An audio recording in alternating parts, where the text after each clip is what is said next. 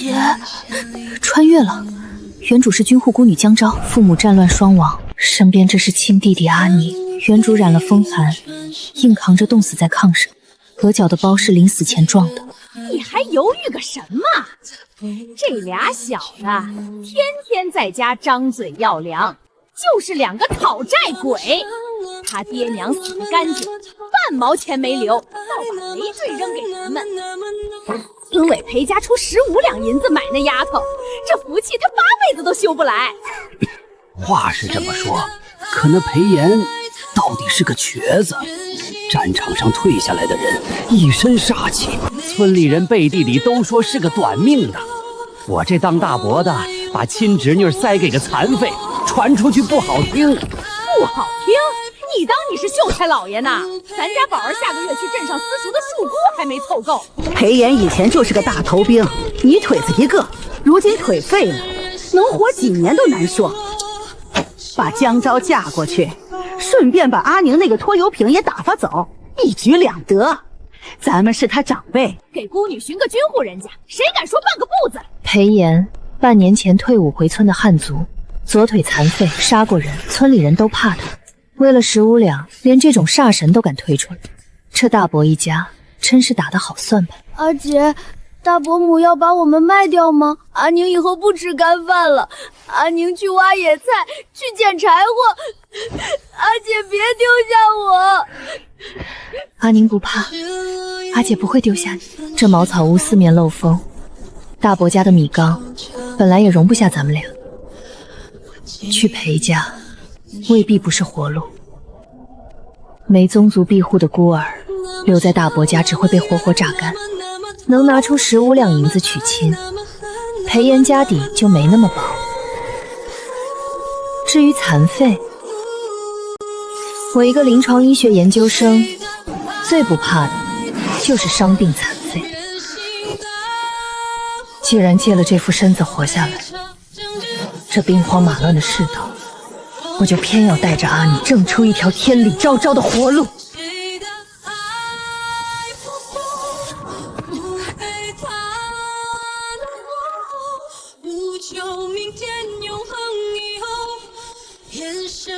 裴炎兄弟，人我们给你送过来了，15两银子的契书，白纸黑字儿，咱们两家可是两厢情愿的。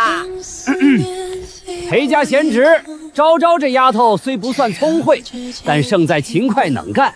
今日我这做大伯的亲自送她进门，往后内宅的事儿你尽可放心。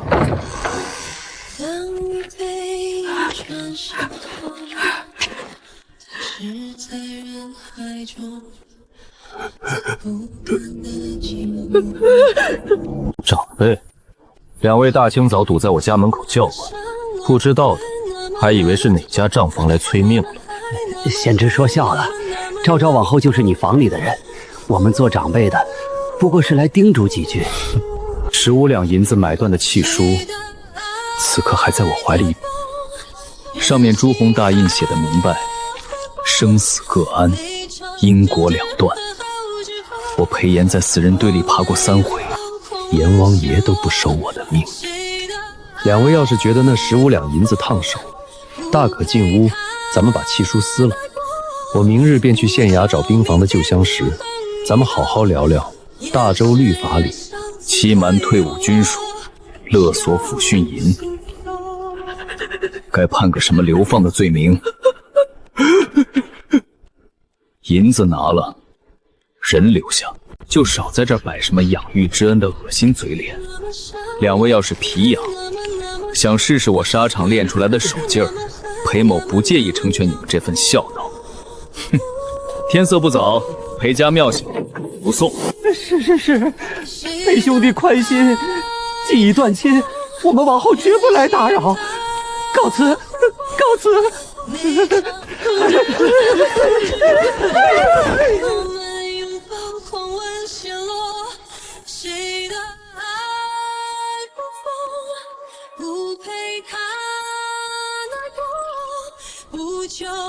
站在门口当门神，等着我抬轿子请你进去。西侧灶房没锁，柜里有精米，屋里有暖炕。收起你那副哭天抢地的委屈样，裴家不养哭哭啼啼的废物。真饿死了你弟弟，反倒落得个我作贱孤儿的名声。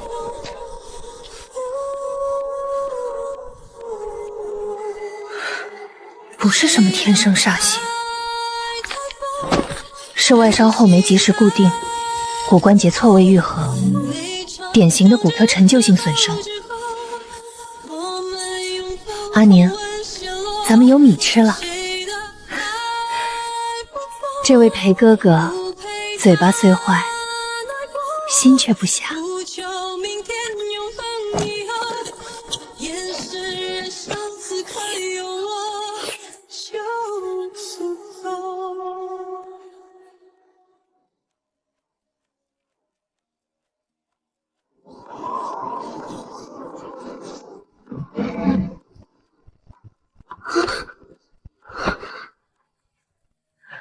阿宁不怕，先进屋陪婆婆坐会儿，阿姐去看看。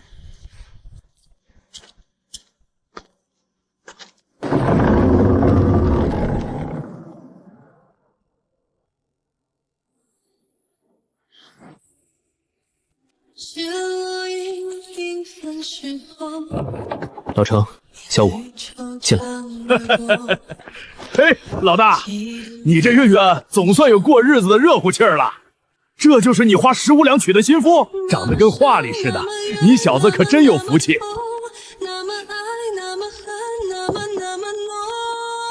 不是地痞无赖，举止收着力道，眼神正，是和他同生共死过的兵。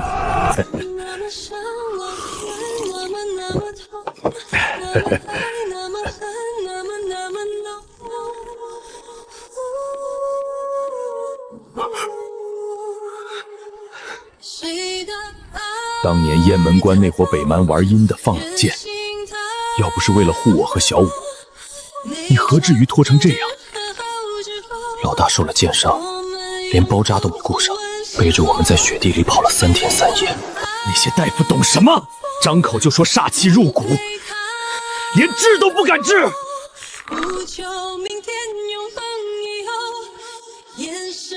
都过去了，吃饭，别让阿娘和昭昭跟着操心。我就是憋屈。你以前是军营里最拔尖的，就因为背着我们不肯停，骨头才错位长歪了。镇上那些庸医看见你身上的战疤就躲，算什么东西？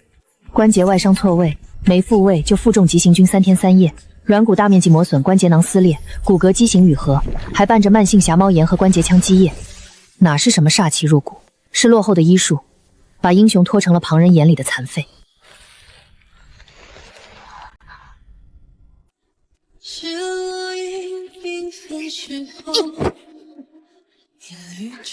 黑脸叔叔，你别凶裴哥哥，我阿杰可厉害了。裴哥哥的腿不是有妖怪，也不是煞气，他就是累了，在睡觉呢。等我阿姐用针扎扎，他就醒了。以后裴哥哥走路比大马还快。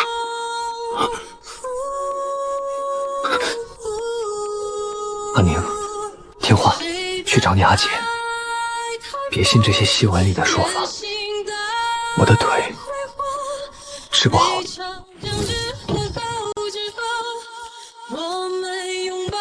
裴岩，阿宁说的没错，镇上的大夫治不好，不代表我治不好。今夜过后，你的腿由我接管。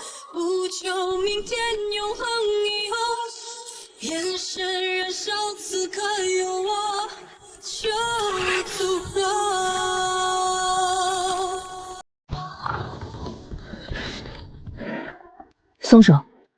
我昨日说过，关节腔积血没吸收干净之前，多走一步，都是在把这条腿往肺里折腾。水刚刚空了，阿娘要用水。我有分寸，不碍事。你那不叫分寸，叫逞强。关节软骨磨坏了，大罗神仙也救不了。去廊下坐着，我今日进山寻几味对症的草药，只要你乖乖配合，最迟开春，我保你能平平稳稳走出这院子。不行，后山寒气重，有野兽，你身子单薄，不能去。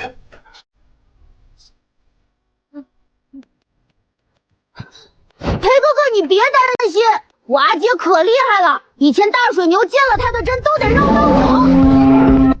我今天跟阿姐一起去，我长大了，能背药楼，遇见大兔子我就把它吓跑。小东西，个头不大，口气不小，在院里陪阿娘，别给你阿姐添乱。带着探路，别往深山去，未时之前必须回来。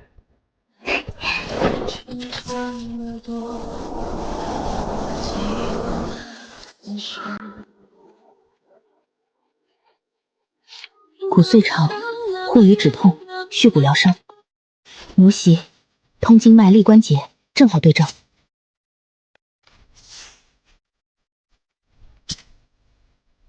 他退伍的银子大半花在了我们姐弟身上，后续调理还要用钱。这些多余的药材，拿去镇上济世堂换钱，正好。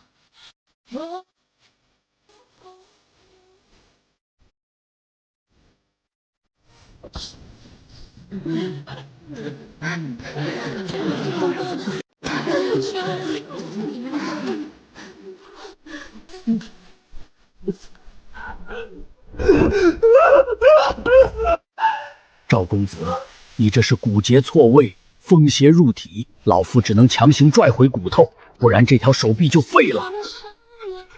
只是拉扯之痛如同车裂，你且忍忍。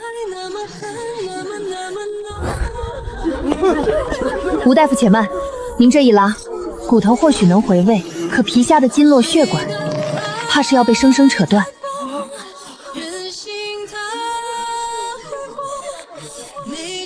小姑娘，医道深远，治病救人岂能容你信口雌黄？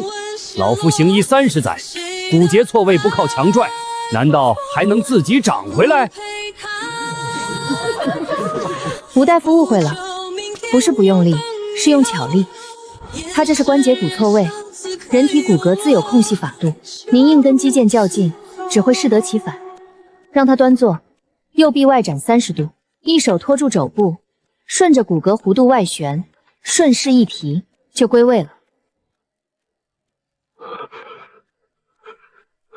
快，按这位姑娘说的，扶好赵公子，不许生拉硬拽。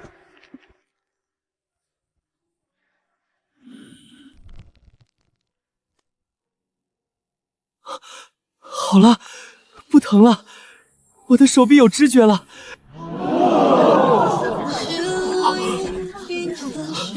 姑娘真乃神人，老夫虚度30载，竟不知还有这等顺应骨骼的妙法，方才多有冒犯，惭愧惭愧。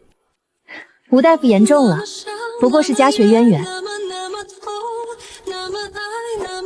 今日进山多采了些野生天麻续煎，不知济世堂愿不愿意收下？收，有多少收多少。老张，按市价3倍给姑娘结账。往后姑娘再有好药，尽管送来我济世堂。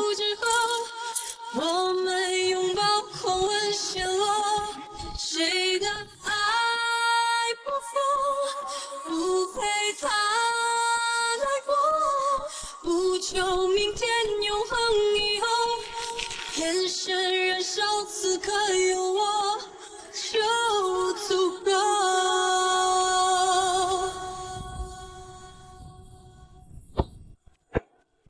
我说未时之前回来，1分1秒都不差。往后别在风口等我，当心腿受凉。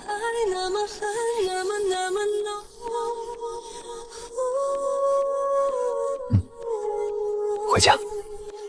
谁的爱太疯，任性太疯，离场争执和好之后，我们拥抱狂吻陷落。谁的裴炎，待会儿热敷力道会重，镇上大夫说你是煞气入骨，在我看来，不过是机器压迫了胫骨神经，想让骨头回正，就得先用这带药的热布把关节里的炎症逼下去。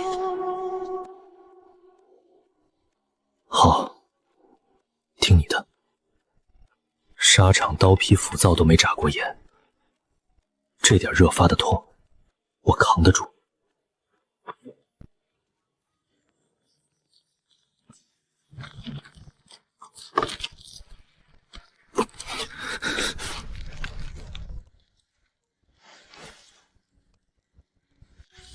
痛是好事，说明神经还没坏死。我得顺着骨屑，把错位长死的关节慢慢揉松。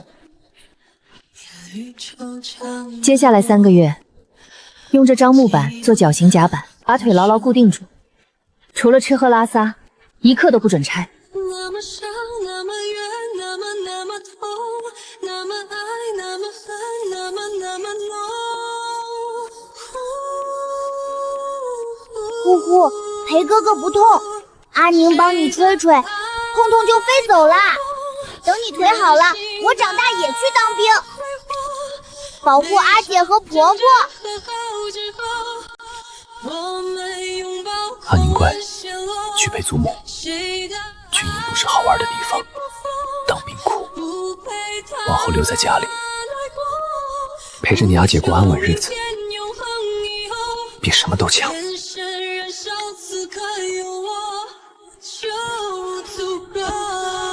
好了，从今日起，高压医嘱生效。老陈和小五我都打过招呼了，劈柴挑水他们轮着来。你要是敢私自下地走一步，我就3个月不跟你说话。好，都依你，我不动便是。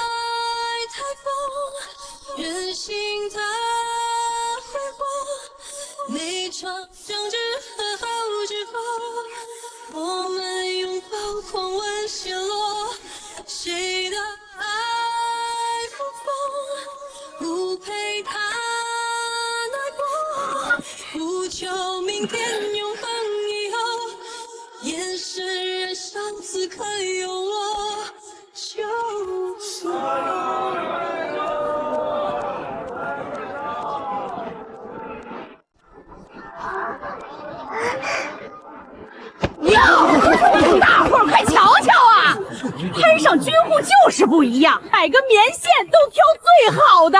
可怜我们江家上辈子作孽，养出2个白眼狼，吃着白面忘了本，把拉扯你们长大的亲长辈抛到脑后。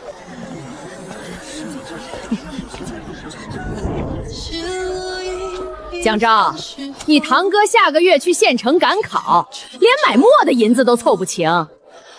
你如今在医馆吃香喝辣，手里攥着大把枕巾，长兄如父。今天不拿5两银子出来尽孝，就是不忠不孝。大周律法，耀武扬威都容不下你。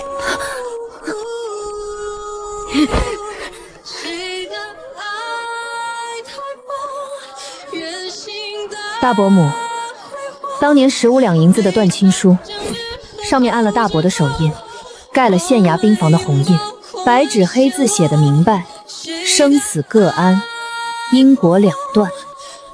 你今日在集市公然勒索，大周律法容不容得下我不知道，但防备营的军属条例必定容不下你。少拿断亲书吓唬人！我是你亲大伯母，打断骨头连着筋。那裴炎就是个没权没势的穷大头兵，废了腿，在家等死，他能把我怎么样？今天不给银子，你别想走。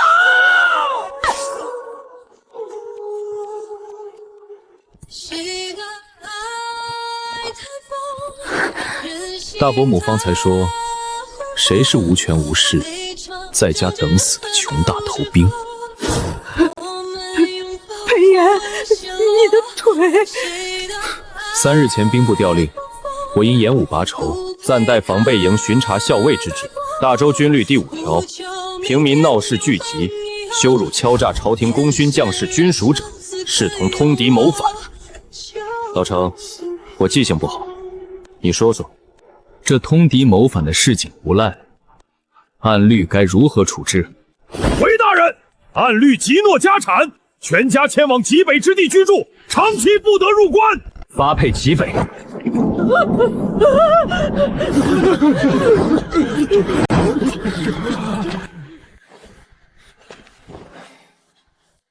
昭昭，天色不早了，阿娘在家熬了热汤，咱们回家。裴哥哥站得好直，比村口大杨树还直，坏人都被大杨树吓跑啦。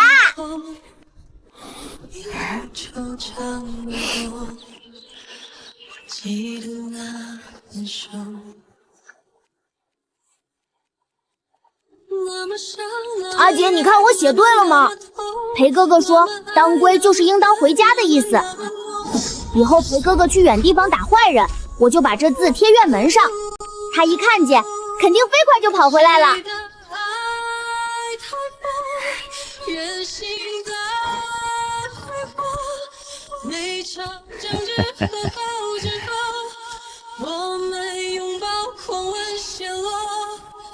贤婿，昭昭，今日老夫亲自登门看看你们。开春地里活重，咱们江家终究是昭昭的娘家，血脉相连，总得常来走动走动。大伯今日登门，真是稀客。只是我想问，那张盖了县衙兵房红印，写着因果两断的断亲书，在大伯眼里算什么？大周哪条法定能让您隔了半年，又想起这份血脉相连了？昭昭，你这孩子怎么跟长辈说话呢？当初那断亲书不过是你大伯母无知妇人闹的糊涂事儿，当不得真。如今你夫婿重回军律，青云直上，大伯在镇上听了也由衷高兴。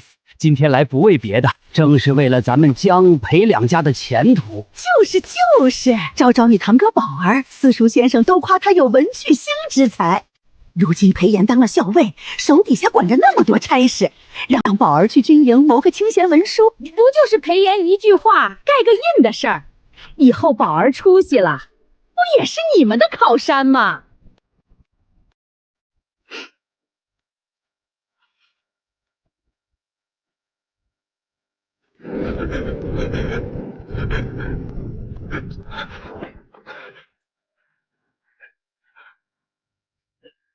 大伯视敌情深，真是让裴某大开眼界。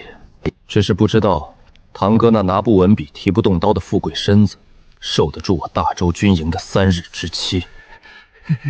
裴校尉说笑了，宝儿好歹是识字的读书人，抄抄写写的差事能出什么差？大伯不懂军律规矩，我今日就跟你细说细说。军中营务文书为重，第1日核算兵卒粮饷，若是脑子糊涂，算错1枚铜板，少记1粒稻米，按大周军律第10，这叫慢军。当在大营门前由全军校阅，当众记过示众，以解校友。第2日转抄边防域图，山川河流暗哨关卡，每一笔都关联千百将士行军调度。要是堂哥那饱读诗书的手艺等，路线划偏1寸，这叫误军机。按律用4匹烈马拴住4端，在校场相向而去，场面被拉得极其夸张，连原样都留不上。这军法竟这般严酷，那我们不让宝儿去，不去了便是。不去，大伯，事情可没这么简单。大周军功连坐之法，凡虚冒才能顶替军职、图谋空饷者，死同欺君；引荐之人一并问责。堂哥进了军营，离开里面倒也罢了，要是他无能耽误了防务，我手底下的文书第1个严查你江氏满门。到时候大伯一家老小流放极北，路上可得互相拉扯着，别走散。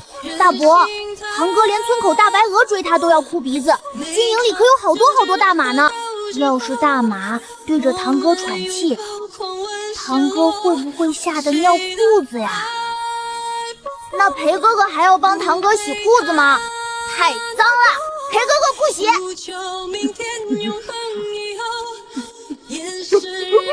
不忙了，江家没这个福气。断亲书写得好，生死各安，因果两断。我们走，快走！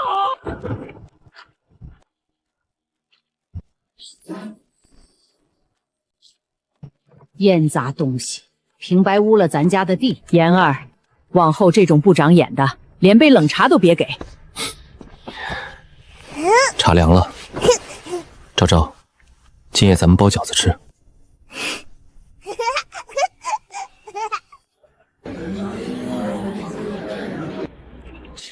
是落英缤纷时候，夜雨惆怅掠过。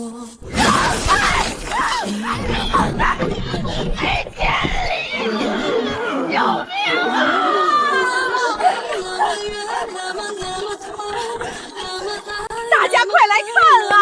都瞧瞧这济世堂养了个什么黑心毒妇！我儿饱读诗书，好心来劝他念血脉亲情，没成想这江昭为了霸占他爹娘的绝户茶，竟在茶里下毒，要毒死他亲堂哥呀！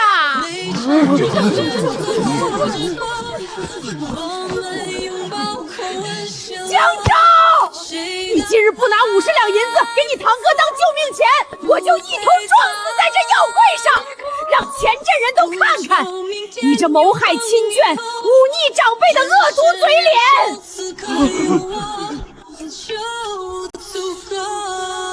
自主眼球震颤，玉光有伪装性防御抽动，呼吸急促但节律稳定，胸部起伏和剧烈运动后完全一致。四肢抽搐时，快碰到车沿铁脚就下意识收力，典型的伪装癔症，装病碰瓷。你个小贱人！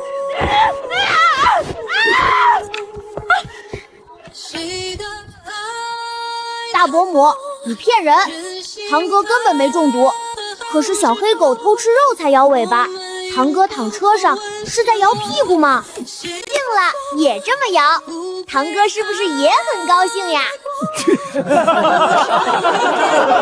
你个没爹没娘的短命绝户小畜生，你懂个屁！我儿都快咽气儿了，你还敢变态长辈！大伯母，嘴放干净点。我是济世堂的大夫，堂哥中了什么毒，我一验便知。在座诸位乡亲都可以做个见证。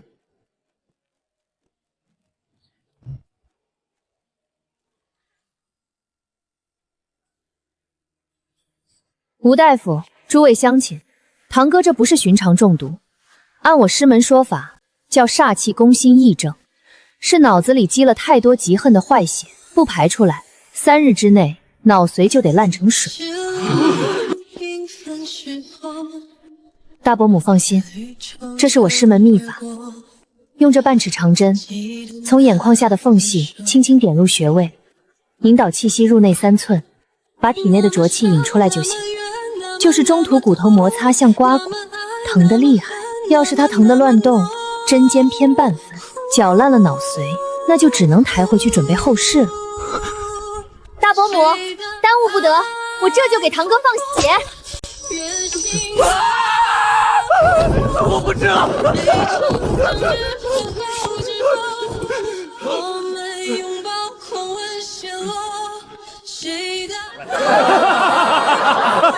好一个饱读诗书的才子！针还没扎呢，自己就飞起来了。装死装到济世堂来，江家这脸皮比城墙还厚。讹人都讹到大夫头上了，真是笑掉大牙，荒唐，简直无法无天。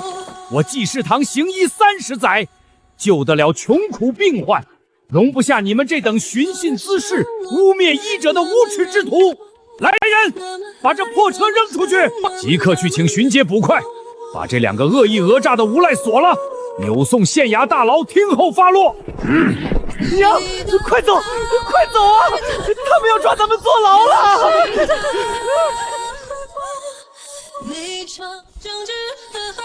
小江大夫，今日若非你这一手巧思，我济世堂少不得要被这无赖纠缠许久。老夫行医多年，你这份临危不乱的医者风骨，老夫实在佩服。吴大夫言重了，不过是家学里关于心疾的一点常识罢了。学医之人，若连这点装神弄国的把戏都瞧不透，岂不白读了医书？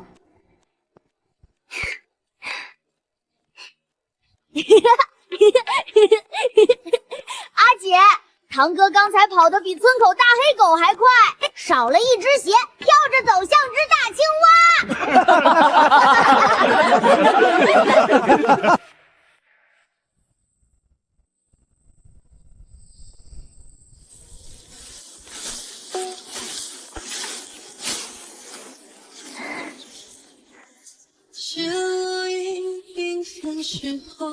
阿姐、阿娘，你们看，我又捡了满满一篓。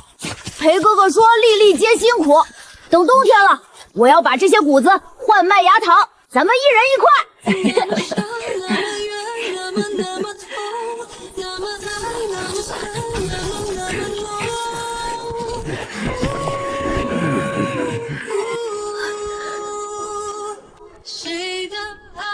江昭，你个出嫁的女儿，凭什么占着这块上好的水田？当年这地是靠江家老宅祖荫分的心荒，你爹忙死了，你一个外嫁女，江家的地契家产，何该我这个做大伯的管？大伙儿都来评评理，外姓人抢了江家祖传的绝户产，连长辈的饭都不让吃。今天裴家不把地契交出来，我们就天天守在这儿，把稻穗拨得东倒西歪，让你们这片田一团乱。大伯，这块地的地契盖着县衙红印，我和夫婿用战功赏银从官府手里开垦的官田。你口口声声说是江家祖产，大周律法第26条写得明白，无故强占他人官印田产，蓄意破坏秋收，视同对抗朝廷法度。你们要是不怕蹲大牢，尽管踩下去试试。少拿县衙吓唬老子！今天我就赖在这儿不走。你那短命夫在营里自顾不暇，谁能管我？地契你给也得给，不给也得给。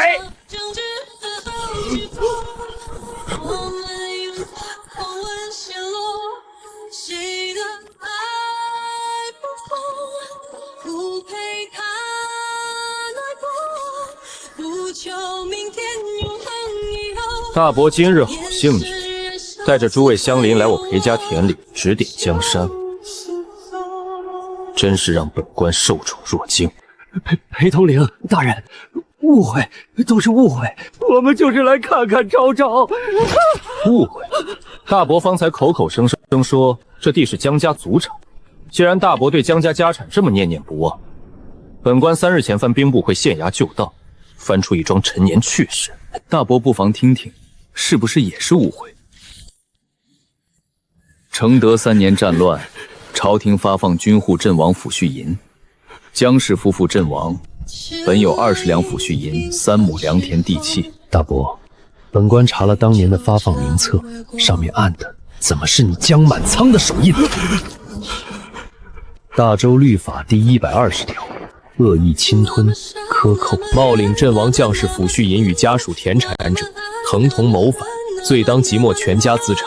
男女老少无论知情与否，皆为共犯，流放塞外极北3000里，永世不得入关。不是我，不是我要吞的，是那婆娘，是她说绝户的钱不拿白不拿，大人饶命！裴哥哥，外大伯好脏呀，沾了尿的谷子。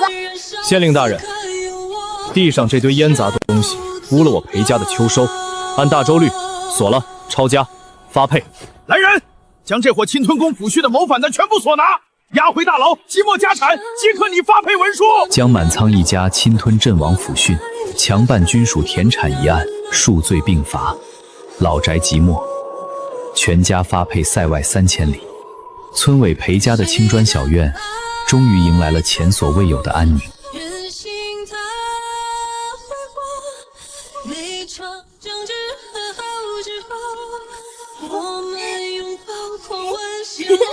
阿姐，你看这大将军的衣摆飘得好高，跟裴哥穿亮铠甲的时候一模一样。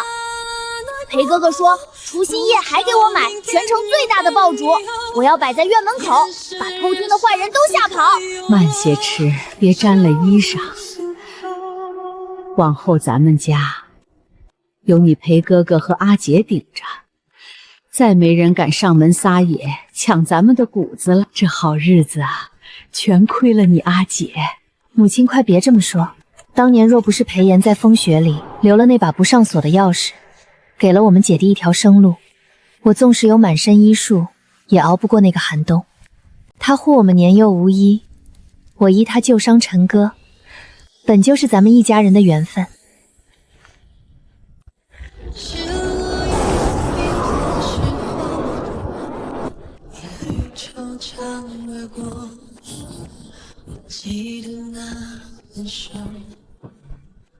看什么议案看得入神，连本官进门都没察觉。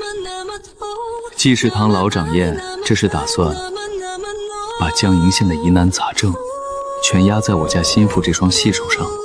统领大人好大的官威，这议案上记的是开春防备迎兵卒的东东伤调理方子。大人要是心疼我劳累，明日我便禀个知府，说裴统领体血内倦，往后防备营的药材就让老程和小武2位校尉去山里一出采。大人觉得如何？那2个粗汉属麻雀的，让他们认草药，怕是能把半座山的草都拔秃了送来。别打趣他们，今日回营复命，兵部已销毁当年的旧道。江家侵吞的20两府信里，府衙今日折成50吨上好白面，送进后仓了。往后再无风雨了。裴哥哥的腿现在走得可好看了。昨天我在田埂上跟着你走，你的脚印好大好深，我小脚要跳2下才能踩进去。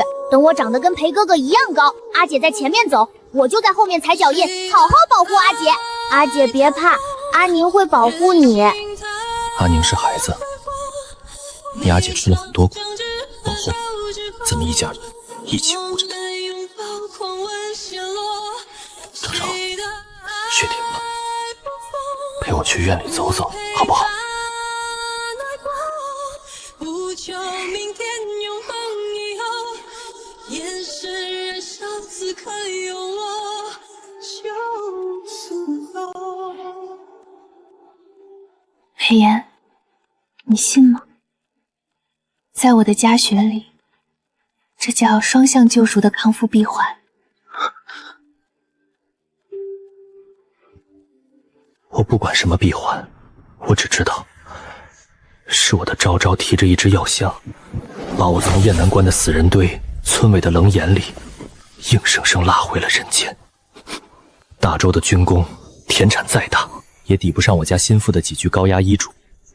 昭昭，往后年年岁岁，朝朝暮暮，裴家的门永远为你敞开。裴哥哥带阿紫飞了，飞得好高呀！我们家以后天天都吃大饺子喽！那么伤，那么远，那么痛，那么爱，那么恨，那么浓。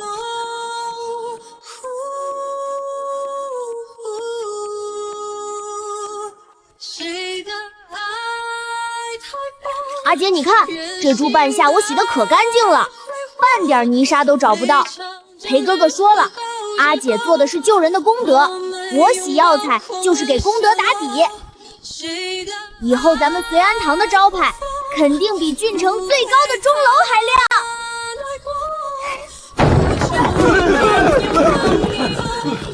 眼神燃烧，此刻有我就足够。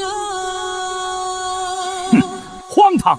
真是滑天下之大科！老夫在郡城行医40载，从没见过把医馆折腾得像驿站客栈的荒谬做派。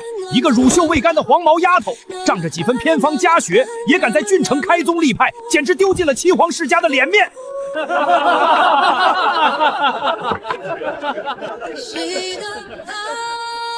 韩老先生行医40载，自诩见多识广，只是不知在老先生眼里，齐皇世家的脸面是建在因循守旧、任由百姓因误诊丢命的规矩上，还是建在对症下药、护百姓安康的医德上？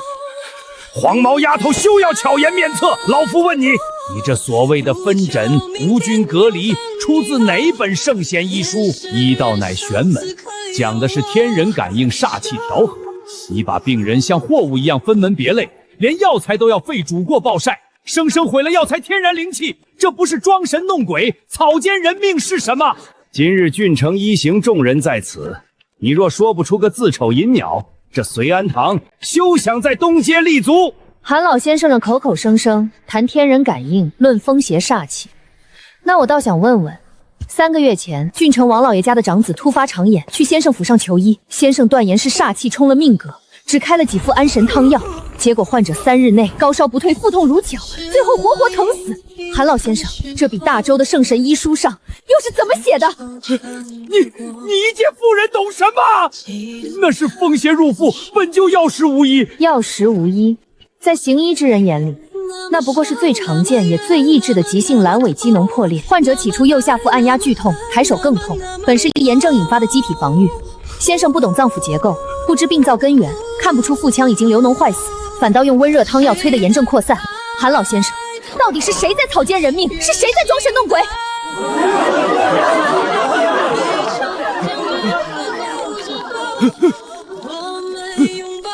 阿姐，你快看这位老爷爷的胡子呀，走得跟隔壁王奶奶家偷吃小鱼干被抓现行的老山羊似的。可是老山羊做错事还会咩咩叫2声呢，老爷爷怎么一句话都说不出来了？是不是也觉得阿姐说的太对啦？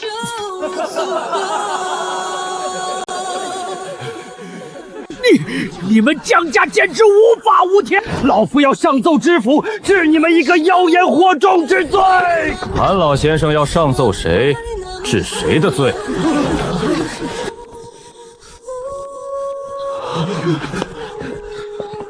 韩神医，本官3日前刚接到赋予知府的联合公文，防备营今冬10万将士的伤足调理、创伤药剂，全由内子江昭亲自制定规范，纳入军律执行。先生今日口口声声说内子妖言惑众，那韩老先生是在当众指责我兵部10万将士全都是听信妖言的共犯。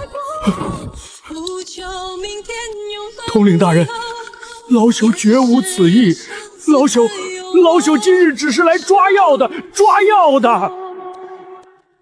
昭昭，看来这郡城虽繁华，不长脑子的长舌之部倒也不比村里少。那天炭火已经备好了，咱们进去吧。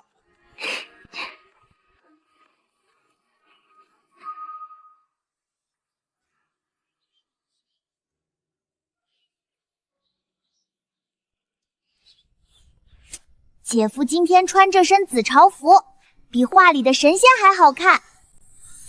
老程哥哥昨天偷偷说，朝堂上的文官老爷最是挑剔，可姐夫往金銮殿一站，不用拿刀，光用眼神扫一眼，他们话都说不利索。阿宁在家陪着阿娘和你姐姐，别听老程那粗汉混说。朝堂上讲的是江山法度，不是比谁眼神凶。听话，回屋被草药割绝去。兵部右侍郎梁大人到，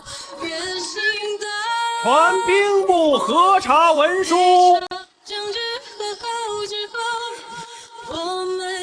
裴夫人，别来无恙啊！本官奉兵部与御史台之命，特来核查将军府的军功家事。听闻将军发起江氏的大贝一家，半年前因侵吞镇王府训谋逆大罪，被全家即没，发配塞外3000里。大周军律第7条明文记载，朝廷重臣亲眷若有谋凶流放之罪，其身不正，其功不禄。本官倒想问问，一个谋逆罪臣的亲侄女，凭什么配穿我大周正3品的紫绣诰命服？梁大人不愧是执掌兵部文书的侍郎，这颠倒黑白、凭空构陷的本事，真是让本夫人叹为观止。大人拿一卷大理寺档案，便想抹杀掉定远将军的百战功高，只是不知大人翻阅档案时，那双饱读圣贤书的眼睛，可曾看见大周律法里株连与自首的明文法调？将士休要牙尖嘴利，谋逆乃是株连9族的大罪。你大伯如今在塞外服苦役，你身为亲侄女，便是大罗神仙也洗不清罪臣血脉。今天这诰命符，你脱也得脱，不脱也得脱。脱？梁大人，事情没这么简单。江满仓当年侵吞的是我亲生父母的镇王府炫银，半年前是我亲自持断亲文书，配合县衙兵房彻查此案，坐实了他的谋逆之罪。大周律法第3卷第2条明文规定，军属遗孤主动揭发查实家族内部侵吞谋逆之罪者，视为对朝廷之大忠，不仅自身无罪，更当受朝廷恩赏庇护。梁大人在兵部做了10年，连大中不连坐的法条都记不全，反倒将有功之臣构陷成谋逆共凶。本夫人倒想请教，大人脑子里装的是我大周的法度，还是梁家一己私利的烂账？阿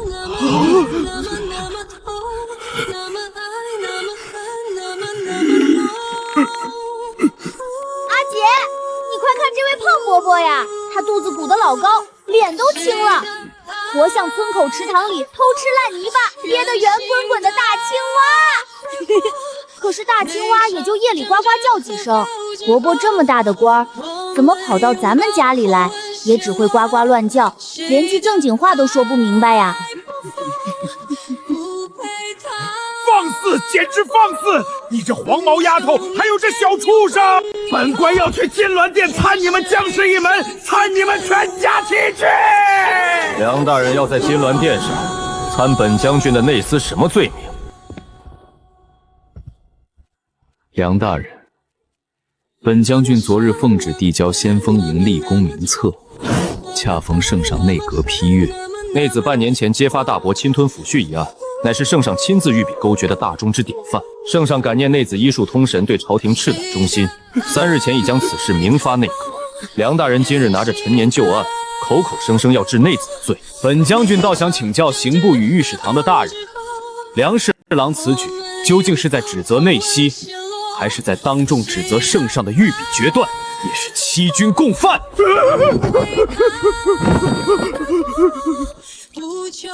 裴将军，定远将军大人，误会，全是误会啊！老夫今日只是来送入朝文书的，绝无此意啊！